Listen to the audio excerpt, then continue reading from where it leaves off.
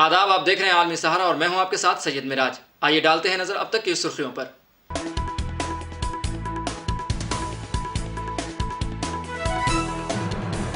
लोकसभा इंतखाबात से कबल कांग्रेस ने अपना मंशूर किया जारी कि अपने मंशूर को कांग्रेस ने न्याय पत्र का दिया है नाम। सुप्रीम कोर्ट ने कहा यूपी मदरसा एक्ट गैर आईनी नहीं, सुप्रीम कोर्ट ने हाई कोर्ट के हुक्म पर लगाई रोक। वज़ीर आज़म नरेंद्र मोदी ने चूरू में किया अवामी रैली से खिताब, कहा मुस्लिम खानदान की है हिफाजत। आप लीडर संजय सिंह ने बीजेपी पर लगाया इल्ज़ाम, कहा दुनिया की सबसे बड़ी पार्टी बीजेपी ने सबसे ज़्यादा किया है शराब घोटाला। मुस्लिम अक्सरियती ममालिक में जारी बायकॉट के दौरान मैकडोनल्ड ने तमाम इसराइली रेस्टोरेंट को वापस खरीदने का किया है ऐलान।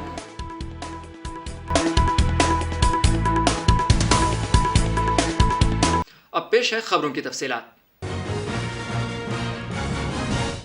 आम आदमी पार्टी ने उत्तर प्रदेश में आइंदा लोकसभा इंतखाबात के लिए अपना कोई उम्मीदवार नहीं उतारा है, मगर उसने इंडिया अलायंस के लिए उत्तर प्रदेश में इंतखाबी मुहिम चलाने का फैसला किया है। हाल ही में जमानत पर रिहा हुए आम आदमी पार्टी के लीडर और रुकन राज्यसभा संजय सिंह ने ऐलान किया है कि वो उत्तर प्रदेश में इंडिया अलायंस के लिए पूरी ताकत से इंतखाबी मुहिम चलाएंगे। आप लीडर संजय सिंह ने बीजेपी पर बड़ा इल्ज़ाम लगाया है। संजय सिंह ने कहा कि शराब घोटाला दुनिया की सबसे बड़ी पार्टी बीजेपी ने किया है। मंगिता रेड्डी ने कल 3 बयान दिए, उनके बेटे ने 7 बयान दिए। पहले और दूसरे बयान में उन्होंने बताया कि मैं दिल्ली में चेयर पटेल ट्रस्ट के मामले में सीएम केजरीवाल से मुलाकात की थी। इसके बाद उनके बेटे को गिरफ्तार किया गया था। फिर वो मंगोत रेड्डी अपना बयान बदलते हैं। मंगोत रेड्डी के 2 बयान और उनके बेटे के 6 बयान गायब हैं। ऐसे बयान जो नहीं थे। अरविंद केजरीवाल के खिलाफ ईडी ने कहा कि हमें इस बयान पर भरोसा नहीं है। मंगुंटा रेड्डी सांसद के बेटे राघव मंगुंटा के कितने बयान? 7 बयान। 3 बयान बाप का, 7 बयान बेटे का। और उन 5 महीनों में जो 7 बयान वो देता है, उसमें भी पूछा जाता है 6 बयान में अरविंद केजरीवाल को जानते हो? अरविंद केजरीवाल ने कोई घोटाला किया है? अरविंद केजरीवाल पे कुछ बोलना है? उसने कहा नहीं नहीं नहीं। लोकसभा इंतखाबात 2024 की उल्टी गिनती शुरू हो गई है। पहले मरहले की वोटिंग 19 अप्रैल को होनी है। उससे पहले कांग्रेस पार्टी ने आज जुमे को अपना मंशूर जारी कर दिया। कांग्रेस पार्टी ने दिल्ली में अपने हेडक्वार्टर में अपना विजन, दस्तावेज और मंशूर जारी किया। कांग्रेस ने अपने मंशूर को न्याय पत्र यानी इंसाफनामा के नाम से जारी किया है। कांग्रेस के मंशूर पर कांग्रेस के कौमी सदर मल्लिकार्जुन खड़गे ने कहा कि हमारा मंशूर मुल्क की सियासी तारीख में इंसाफ की दस्तावेज के तौर पर याद रखा जाएगा। हमारा ये घोषणा पत्र देश के राजनीतिक इतिहास में न्याय के दस्तावेज के रूप में याद किया जाएगा। राहुल जी के नेतृत्व में चली भारत जोड़ो न्याय यात्रा में 5 पिलर्स पर ध्यान केंद्रित किया गया था। यात्रा के दौरान युवा न्याय, किसान न्याय, नारी न्याय, श्रमिक न्याय और हिस्सेदारी न्याय की घोषणा की गई थी। ये चुनाव 2-3%, 5% और बाकी हिंदुस्तान के बीच में चुनाव है। और जो बाकी हिंदुस्तान चाहता है वो इस मैनिफेस्टो में है। और जो 2% चाहता है, जो अदानी जी चाहते हैं, वो आप उनका मैनिफेस्टो देख लीजिए, आपको पता लग जाएगा। उसमें उनकी रिक्वेस्ट लिस्ट पूरी की पूरी आपको मिल जाएगी। कांग्रेस के मंशूर पर राजस्थान हुकूमत के वजीर राज्यवर्धन राठौड़ ने कहा कि ये खोखली जमानतों के सिलसिले में एक और गारंटी है। जब वो राजस्थान में 5 साल तक इक़्तिदार में थे तो एक ही जमानत थी कि वो राजस्थान को लूटेंगे, और उन्होंने राजस्थान को लूटा है। उन्होंने लूटमार और खुद गर्जी की सियासत की और इसी वजह से उन्हें हर रियासत से उखाड़ फेंका जा रहा है। अब कांग्रेस एक मजाक बन गई है। ये वही खोखली गारंटियों की श्रृंखला में एक और गारंटी। जब इनके 5 साल सरकार थे राजस्थान के अंदर, तो एक ही गारंटी थी कि राजस्थान को लूटेंगे, और हर तरह से राजस्थान को लूटा और केवल स्वार्थ की राजनीति इन्होंने करी। इसीलिए हर प्रदेश से इनके पांव उखड़ रहे हैं। अब तो कांग्रेस मजाक बन के रह गई है। गारंटी देश की, गारंटी आगे बढ़ने की, विकास की, गारंटी हर परिवार की केवल तभी है जब मोदी गारंटी उस गारंटी की पूर्ति कर रही है।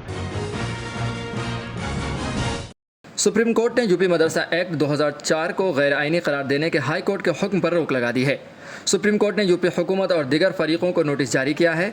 इस केस की समाअत जुलाई के दूसरे हफ्ते से शुरू होगी। हाई कोर्ट ने सरकारी ग्रांट पर मदरसा चलाने को सेकुलरिज्म के खिलाफ समझा था। रियासती हुकूमत से कहा गया कि वो मदारिस के तलबा को आम स्कूलों में दाखिल करें। यूपी हुकूमत ने सुप्रीम कोर्ट में कहा कि उसने हाई कोर्ट के हुक्म को कबूल कर लिया है। मदरसे की वजह से हुकूमत को सालाना 1096 करोड़ रुपए का खर्चा हो रहा था। मदारिस के तलबा को दूसरे स्कूलों में दाखिल किया जाएगा, लेकिन दरख्वास्त गुजारों ने दलील दी कि इस हुक्म से 17 लाख तलबा और 10,000 असातिज़ा मुतासिर होंगे। इस हवाले से all India Muslim person law board AIMPLB के रुकन मौलाना खालिद रशीद फिरंगी महली ने कहा कि हम इस फैसले का खैर मकदम करते हैं। यूपी में तकरीबन 17 लाख तलबा मदरसा बोर्ड के तहत तालीम हासिल कर रहे हैं। इसमें हज़ारों की तादाद में असातिज़ा और दिगर मुलाजिमीन शामिल हैं। सुप्रीम कोर्ट के इस फैसले का खैर मकदम करते हैं, वेलकम करते हैं, जिसमें सुप्रीम कोर्ट ने इलाहाबाद हाई कोर्ट के 22 मार्च के जजमेंट, जिसमें कि उत्तर प्रदेश मदरसा एजुकेशन एक्ट पर रोक लगाई थी, उस पर जो स्टे हुआ है उसका हम लोग वेलकम करते हैं। और जाहिर सी बात है कि यूपी में इस मदरसा बोर्ड के तहत 17 लाख स्टूडेंट तकरीबन तालीम हासिल कर रहे हैं और हज़ारों की तादाद में टीचर्स और दूसरे स्टाफ हैं। उन सबके फ्यूचर पर एक बड़ा क्वेश्चन मार्क लग गया था, जिससे कि लोगों में बहुत ज़्यादा बेचैनी थी। लेकिन सुप्रीम कोर्ट ने आज जो इस पर स्टे दे दिया है, इससे लोगों में बहुत ही खुशी और मसरत की लहर दौड़ गई है।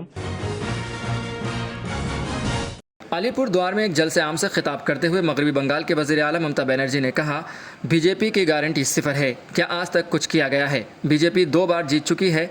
चाय के बाग के 10 लाख कारकुनों को खाना से रोक दिया गया था, तो वो लोग हमारे पास आए। हमने 10 लाख मजदूरों की मदद की। हमने खुद 50 दिन काम किया। बीजेपी का गारंटी 0। आज तक कुछ किया है? 2 साल बीजेपी जीता है, MLA जीता है, MP जीता है नॉर्थ बंगाल से। चाय बागान का 10 लाख मजदूर का खाना बंद कर दिया था, पत्ता लेना बंद कर दिया था। हमारा सरकार वो लोगों का साथ, परसों वो लोग हमारा पास आया, कल मैंने खुल दिया, कल से मैंने बोल दिया आप लोगों ने आपका पत्ता लेंगे। 10 लाख मजदूर को हम हेल्प कर दिया। वज़ीर आज़म नरेंद्र मोदी ने चूरू में एक रैली से खिताब करते हुए कहा कि हमने हर मुस्लिम ख़ानदान की हिफाजत की है। एक मुस्लिम ख़ानदान का हर बाप ये सोचता था कि अगर वो अपनी बेटी की शादी कर दे, लेकिन अगर उसके 2-3 बच्चे हों तो उसके बाद अगर वो 3 तलाक देकर मुझे रुखसत कर दे तो मैं अपनी बेटी का ख्याल कैसे रखूंगा। 3 तलाक पर कानून हमारी मुस्लिम बहनों की मदद कर रहा है। और मेरी मुसलमान माताएं बहनें समझे, ये 3 तलाक आपके जीवन पर तो खतरा था ही था। मेरी मुस्लिम बेटियों के सर पर तलवार लटकती रहती थी।